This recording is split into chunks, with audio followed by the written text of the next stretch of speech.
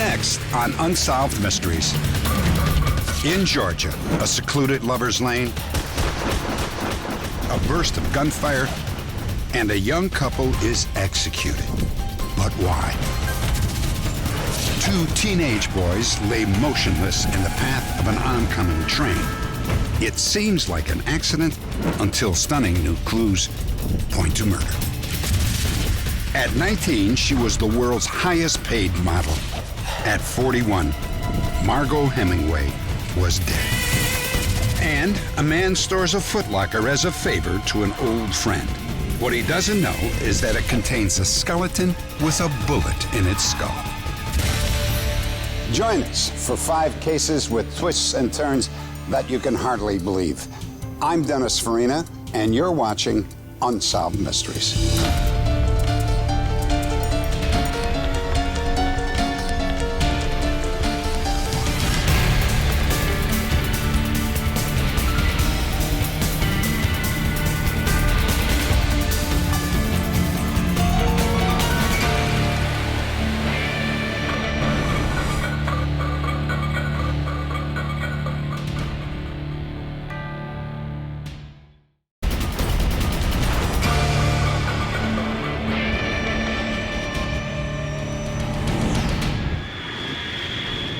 Macon, Georgia. I really missed you. I missed you too. So how about next spring break we go away together, just you and I? Okay.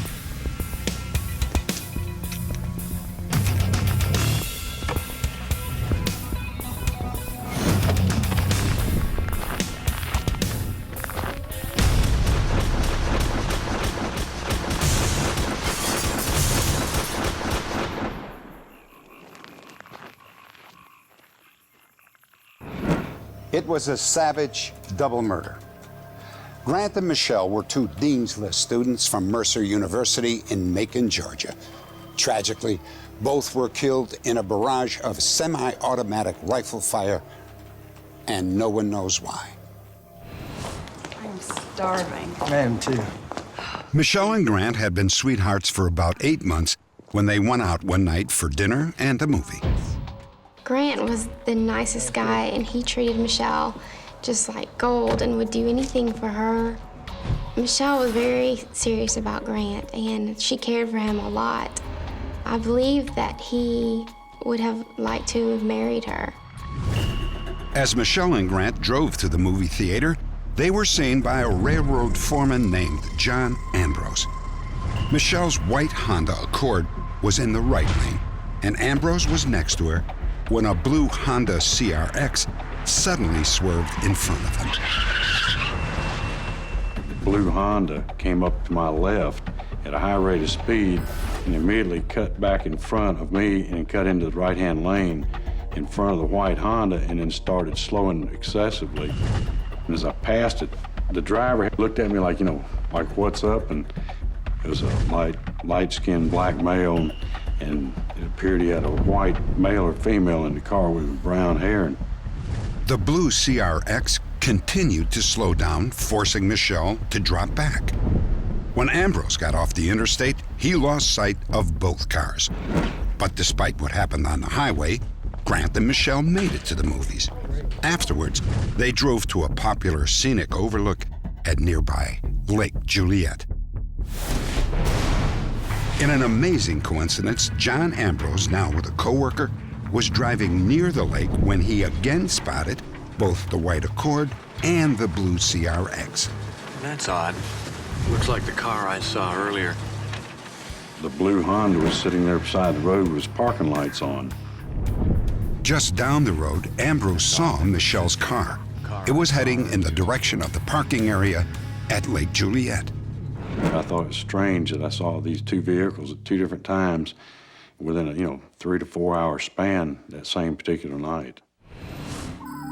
2 other eyewitnesses, teenagers who were also parked at the lake, were able to pick up the story where Ambrose left off. They told police that the blue CRX drove into the park around 12:30 a.m. What was that? Turn the music down. Listen. There. Moments later, the CRX raced out. Let's go check it out.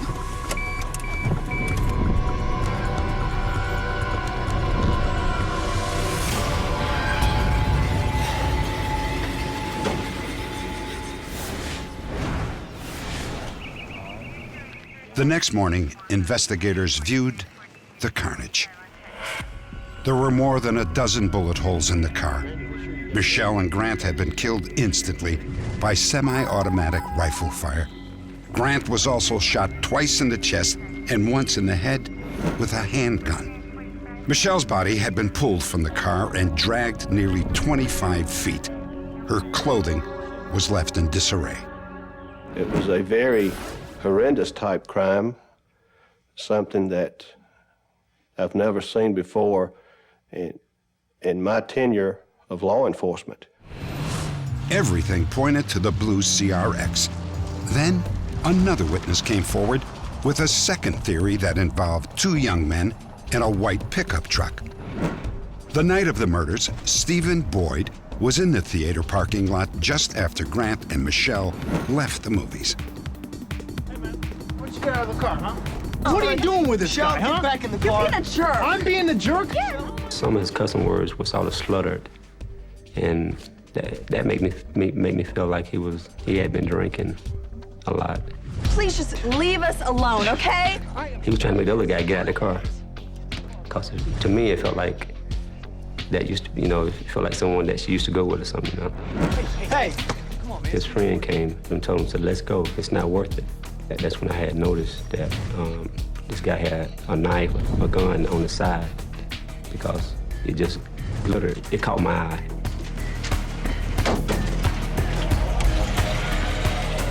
Stephen, I'm going to show you 12 photographs. Police ran a photo lineup for Stephen Boyd. That's him right there. The person that Stephen Boyd had picked out of the photo lineup was a fellow college student, was a friend of Michelle's, had a crush on Michelle at one time. He is a very soft-spoken person, but when you introduce alcohol into a scenario and he's been drinking, then he has a very violent temper. Well, he denied that he was in the parking lot when he was confronted with this information. He denied being anywhere in the area. The alibi that he had provided us, to this day, we're still unable to eliminate him. He is still suspicious. Hey, come on, man. She ain't worth it. Come on. Now, everything pointed to the young man in the parking lot. But then what about the blue CRX? Something was missing. Connecting the blue Honda CRX and the individuals at the parking lot, we have not been able to do that yet. That is one thing that we're hopes to, when we do find this Honda CRX, to see if there is a connection. Update. This case has been solved after years of detective work. The only clues left at the scene were shells from a Colt AR-15 rifle. Investigators checked the records of every pawn shop and gun dealer within 150 miles of Macon, Georgia. They interviewed every single person who had sold or pawned a Colt AR-15. One of the agents found some pawn records on an assault rifle that he was following up. When he followed up those records, that's where he located Mr. Andy Cook. And he, in a routine interview there, interviewed him, and the suspect, acting somewhat suspicious, made him want to follow that up a little further, and that's how he was developed as a suspect. 22-year-old Andy Cook had owned a Honda CRX similar to the one spotted at the scene. Authorities kept him under surveillance, and within a week he was arrested on a hunting violation. Later that same day, Cook's father told authorities his son had confessed to the double murder. Slugs from Cook's rifle matched those that had killed Grant Hendrickson and Michelle Cartagena. Cook had a history of mental illness. Grant and Michelle were random targets. Andrew Allen Cook was tried and convicted on 2 counts of first-degree murder. He was sentenced to death. Next, Margot Hemingway's family had a history of suicide. Was her death an accident, or was she destined to die by her own hand?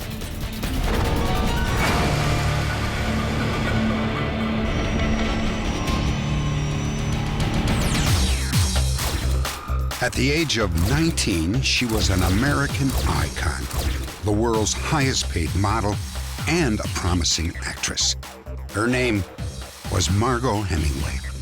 Her grandfather, Ernest Hemingway, was one of the most gifted writers of the 20th century and one of the most tormented.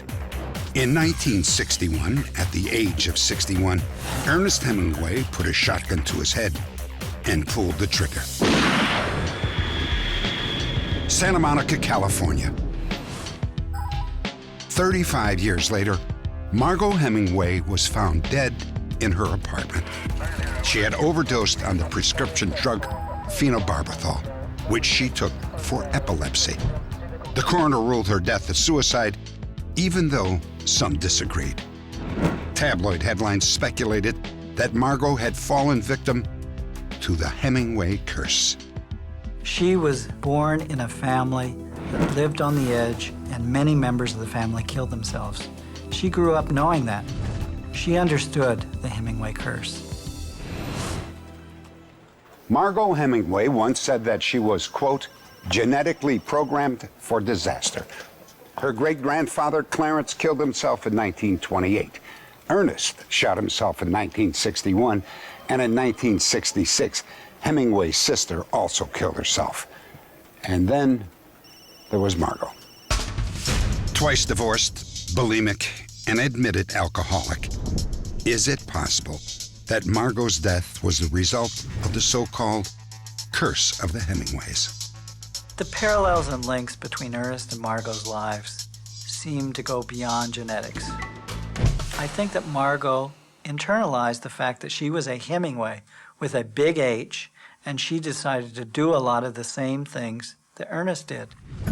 Like Ernest, Margot ran away from home early in life and achieved fame at a young age.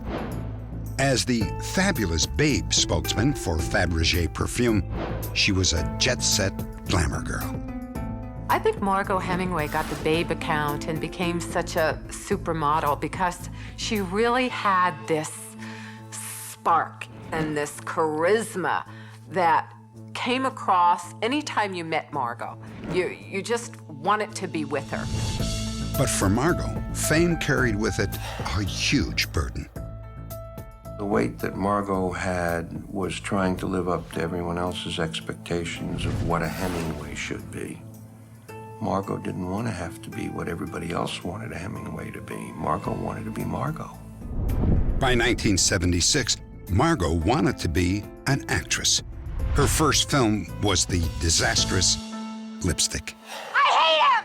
I hate him and I want him to die in jail! I want them to do it to him in jail! It was a stupid, stupid role as a first time. But I do feel the press said, oh, it was all a fraud. This woman is a disgrace. You know, get her off the screen. It was very ugly, the way she was treated. The famous name, which was the way of access before, becomes the bludgeon, almost, that you're beaten with. You haven't lived up to that famous name. Ernest and Margot chose the same means to escape the pressure of fame: alcohol. For Ernest, it destroyed his career. By the late 1950s, he was barely writing at all. Some experts believe that he was also suffering from manic depression. Ernest, however, was never diagnosed, but he underwent electroshock therapy twice during the last year of his life. Margot recognized that she might also be on that same road to disaster. Margot decided to fight her addictions and admitted herself to the Betty Ford Clinic.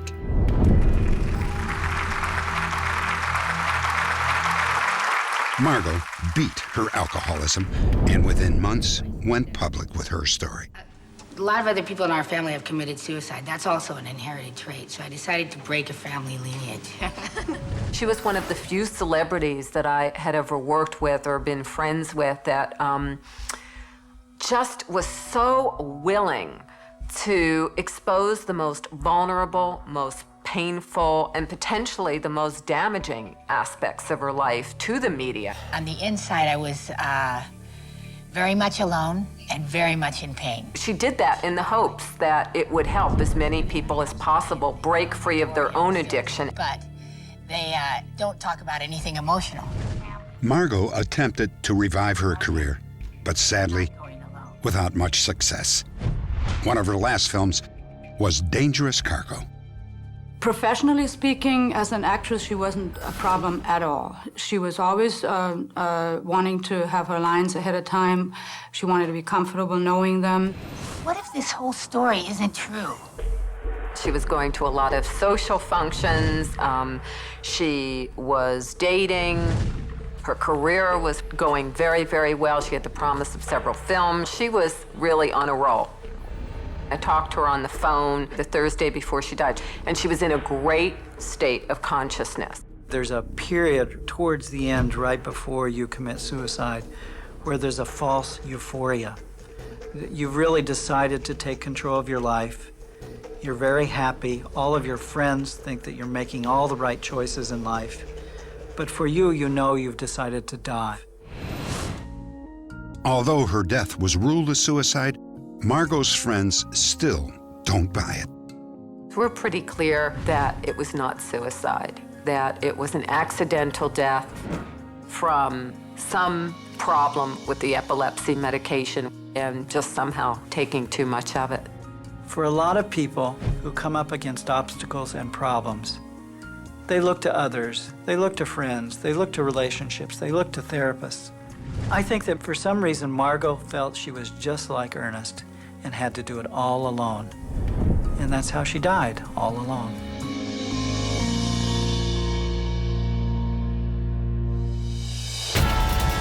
Coming up, two teenagers are killed on a train track in Arkansas, and there's evidence that it was not an accident.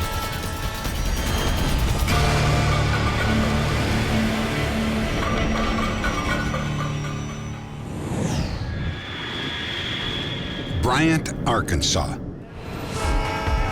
Just before dawn, a 75-car, 6,000-ton cargo train makes its regular night run. The train is nearly a mile long and is traveling at a speed of 52 miles per hour. Something on the rail up there, you see that? Suddenly, engineer Stephen Schreier sees something in his path, but he cannot tell what it is. As the train gets closer, he sees there are two boys lying motionless across the railroad tracks. From the time that we had placed the train into an emergency position and laid down on the horn, I would estimate about 3 to 5 seconds to impact. And that may not sound like a very long period of time, but when you're bearing down on a couple of children, it's an eternity, honestly. The engineer tries desperately to stop the train, but momentum propels it forward. The locomotive travels another half mile. Some 30 cars pass over the spot where the boys are lying. Their bodies are horribly mangled. The two victims are identified as 16-year-old Don Henry and 17-year-old Kevin Ives, best friends and popular seniors at Bryant, Arkansas High School.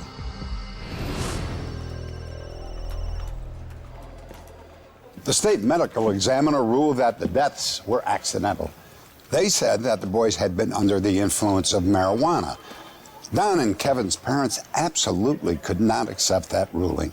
So they began a crusade to find out what really happened. Well, I couldn't believe that Kevin was knocked out on marijuana or into any kind of heavy drugs, anything like that, because I was home a lot during the day when Kevin come in from school and Linda was here at nights, and we'd never seen him in a state that he even act like he was you know, spaced out or however you want to phrase it. Kevin and Don were both typical teenage boys. They loved to work on their cars and they loved to hunt. Don was a natural comedian and Kevin was his best audience. The night they were found dead, the two boys left a group of friends around midnight to go back to Don's house.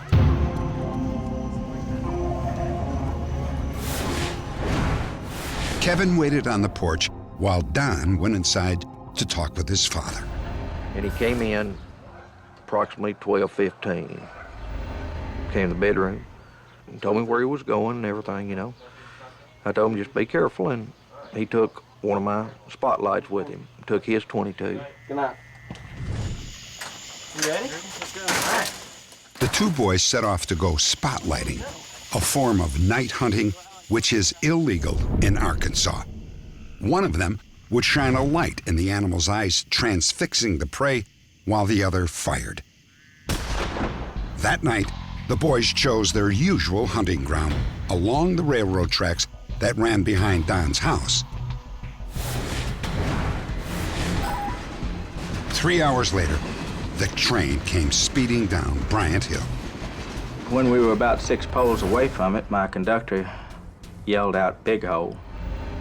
I immediately recognized what we saw.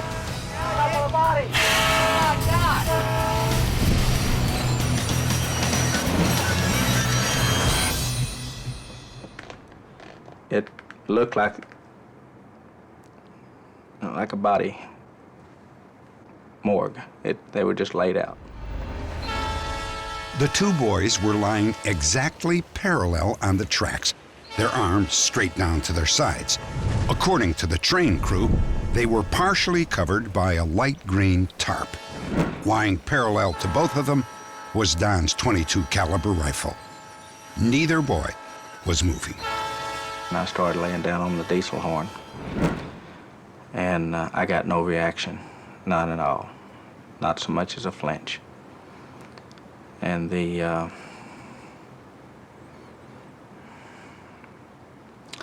we just passed over. So why would these two boys lie side by side on the railroad tracks? The state medical examiner said that they had smoked the equivalent of 20 marijuana cigarettes and were in a deep sleep.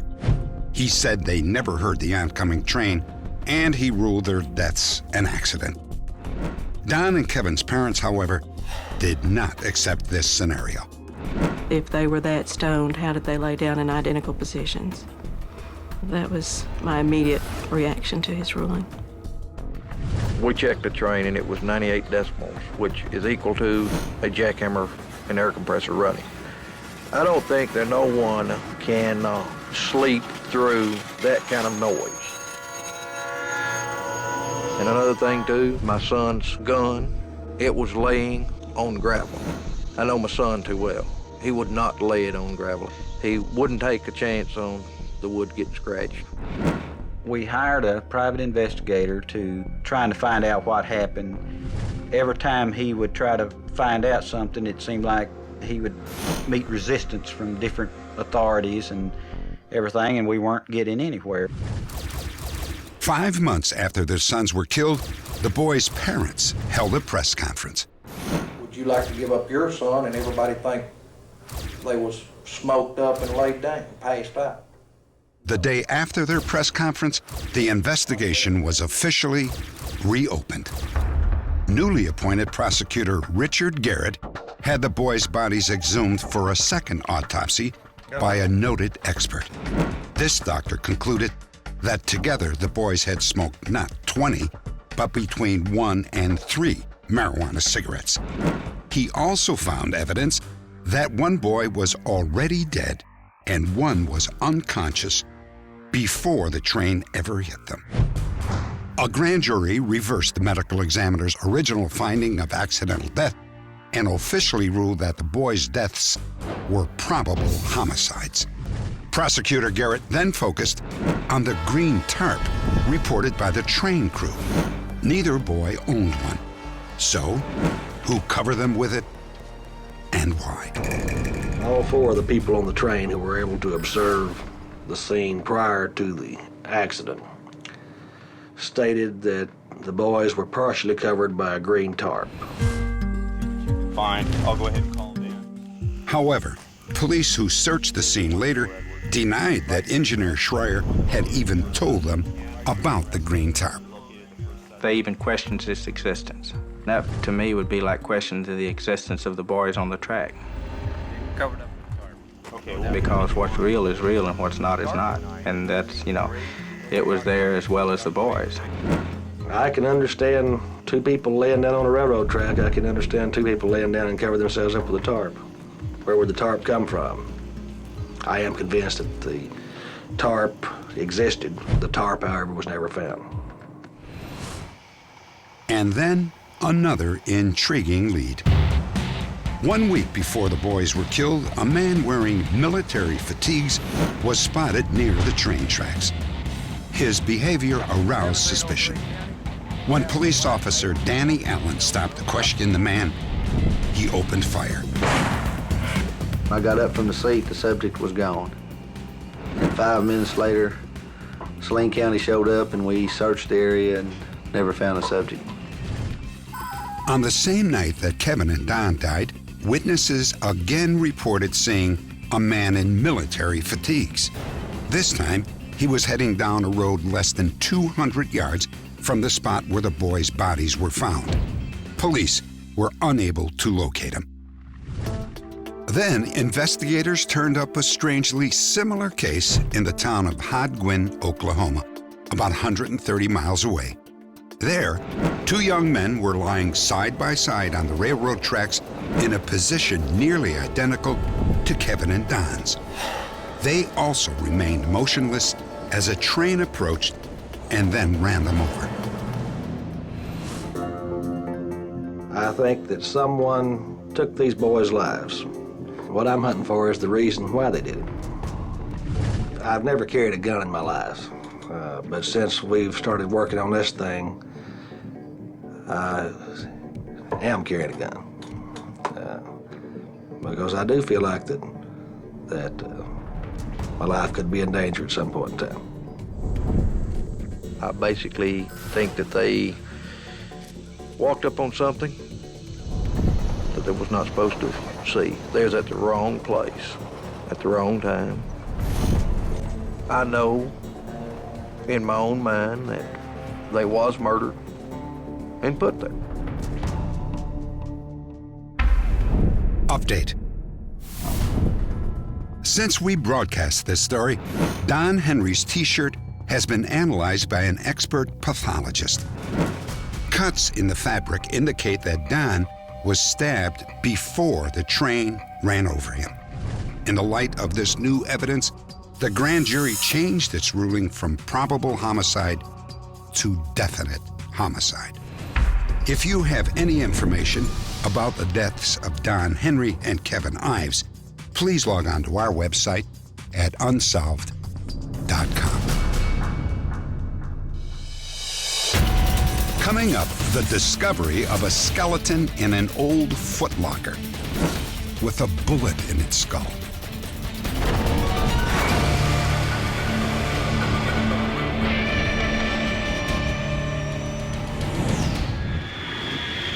Thermopolis, Wyoming. A longtime resident moves away and leaves behind some of his belongings. Included is an old locked trunk in his shed. He asks a friend named Newell Sessions to look after it. 6 years go by. Newell can't take the suspense any longer. Let's just see what's in here. No telling what we'll find. I doubt if we'll find much of anything. Uh-oh. My goodness, that's a skeleton. Nobody could believe that we had uncovered a human skeleton. And there wasn't too much said at that time. I think it was my wife asked me what we was going to do with it. And I said, I think that the best thing we could do with it would be to take it out here and dig a hole and give it a proper burial. Newell's wife told him that he better call the sheriff. But before he did, Newell contacted the friend who had left the trunk. We'll call him Gabby. So what's up? You remember that shed you left up here? I sure do. Gabby told Newell that he'd never even opened the damn thing. He thought he remembered buying it at a garage sale. But when it came to the time and place, Gabby's memory failed him. Well, when I cut the lock off, I found a human skeleton in the trunk. You're not serious about this, are you, Newell? And he acted probably as surprised as I did when I opened the trunk, that he couldn't believe it. He thought I was kidding him. And I told him, no, I'm not kidding you. There is a human skeleton in there. Then Newell contacted Sheriff Lumley, who was immediately suspicious. I've talked to a lot of people about this case, and everybody's said, almost 99.99% or more, that they would have opened it immediately upon purchasing it. They said if they went to a yard sale or garage sale, bought a trunk, that's half the excitement. It's like a Christmas present. Can't wait to get home to open it. I took the thing home. I didn't have a hacksaw. I was going to cut the lock off. And that's a lot of work. 2 days later, a bombshell. X-rays revealed a bullet was lodged in the skeleton's skull. Now it seemed that the sheriff had a murder on his hands. Where did you buy the trunk at, Gabby? Oh, I guess it was... Gabby was unsure about the details. He said he might have bought the trunk in Wyoming, or Iowa, or Illinois, or maybe even Oklahoma. And it might have been as early as 1973, but then again, maybe not. What do I have to worry about? I mean, really, I know I didn't do the guy. I didn't shoot this dude. I'm barely, in fact, I'm not even as old as the gun that shot him. Gabby is in his mid-40s. The footlocker and the lock were made back in the 30s time period. I don't believe that Gabby was the person that caused the death to this person, but my thoughts have always been that he has knowledge of who the person in the trunk is or where they came from. Sheriff Lumley turned the skeleton over to the Wyoming State Crime Lab in Cheyenne. Okay, well, let's start laying it out. He was in his 50s to mid-60s, probably stood about 5'8", plus or minus an inch and a half, was a Caucasian male. The bullet was from a .25 caliber weapon that was produced in the early 1900s, 1904, and then available in the United States about 1908.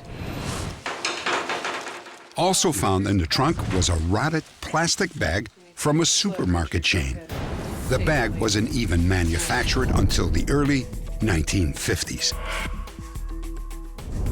At the crime lab, Sandra Mays created a three-dimensional facial reconstruction out of clay. Only the eyes and hair are guesswork. Otherwise, there should be a good likeness of the man who somehow got a bullet in his head. So, who is this man and how and why did he die? The old trunk appears to have been used by someone in the U.S. Armed Services between World War I and World War II. If you have any information about the skeleton with a bullet in its skull, please log on to our website at unsolved.com. Coming up, see how your tips brought two long-lost sisters together for the first time.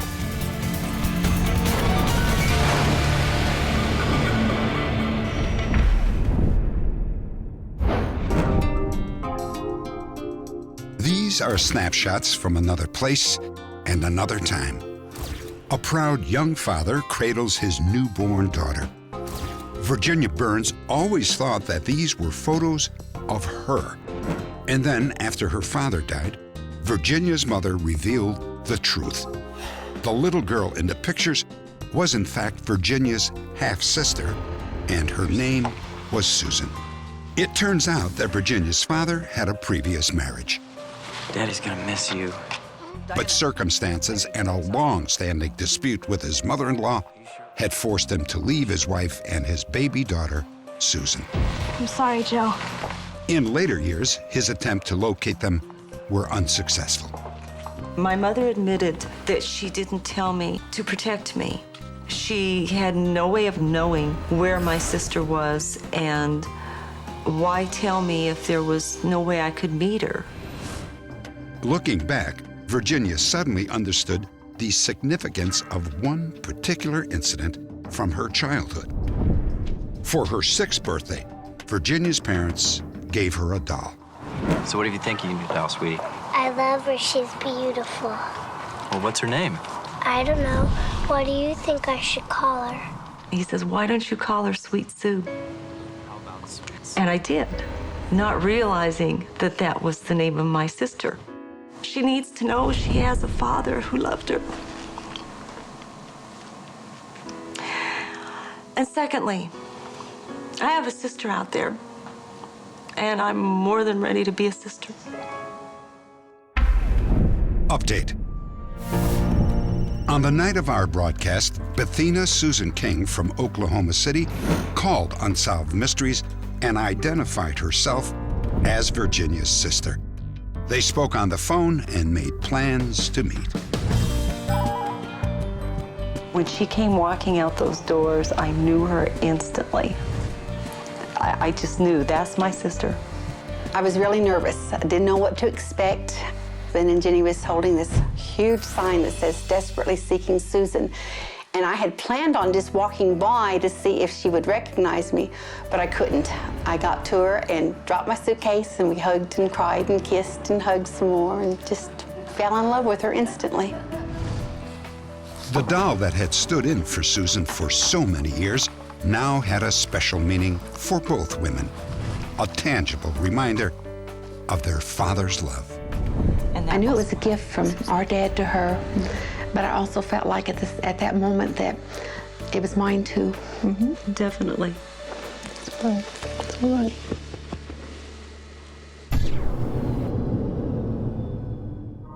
In 1948, a tragedy was about to unfold just north of Tipton, Oklahoma, and a family was about to be torn apart. You coming home after work today? Lee Stallings, his wife Leela, and their 6 children lived in poverty in an old school bus. Lee, who worked as a sharecropper, was rarely home, and he gambled away what little money he brought in. In his own way, he was fatherly by trying to make a living for us. But as far as being home, he wasn't home that much. The mother was the one that was the disciplinarian, to cooking his food and supplying the meals and everything. It was mother's job. We always had something to do, and we had toys to play with and each other to play with. So we didn't think of ourselves as being different. Do you want to hear the story of Noah's Ark again? Yeah. Okay. The old school bus was home, a safe haven for the 6 children. The baby was 2-year-old Norma Ruth, and the oldest, Roy, 14. Mary was 12, the oldest girl. There were 3 more brothers: Michael Joseph, 9 years old, Ernest Lee, 6 years old, and 4-year-old David Ray. The bus is gone. The family faced a sudden crisis when the old school bus was taken away. Lee lost it in a poker game. Neighbors contacted child welfare authorities, who hauled Lee and Leela into court. Mr. and Mrs. Stallings, at this time, you are placed in the custody of the Tillman County Sheriff's Department. I remember seeing them both in handcuffs. And that was the last time I saw Mother as they led her out the side door. Over the next few days, the Stallings children were all taken to foster homes. I told Ernest to get in the car, and I put David in the car, and Normie was holding on to me and wouldn't let go, and they pulled her out of my arms and put her in the car. You go in the house. Ernest Lee was pulling at the window. They had rolled the windows up. And that's the last time I saw them. This court Within a week, the charges against Leila and Lee Stallings were dropped, but the damage had already been done. The Stallings were told that 4 of their children, all but Roy and Mary, had been put up for adoption. Michael Joseph was the first to be reunited with the family. By then, he was a young man with the adoptive name Joe Thomas. After Leila's death, Mary and Joe Thomas still desperately wanted to find their surviving brothers and sisters.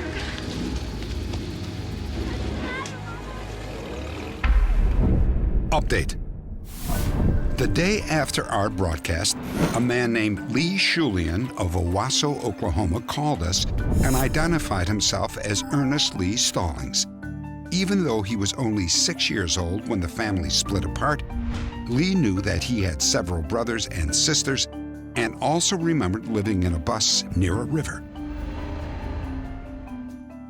3 weeks later, Lee arrived at a hotel in Tulsa, Oklahoma, to be reunited with his brother Joe. The two have not seen each other in nearly half a century. I really didn't know how I was going to react. We've been separated for 46 years. I felt a lot better than what I thought I might. And I was really, felt real good to hug him. We've already started making some plans to get together and go fishing.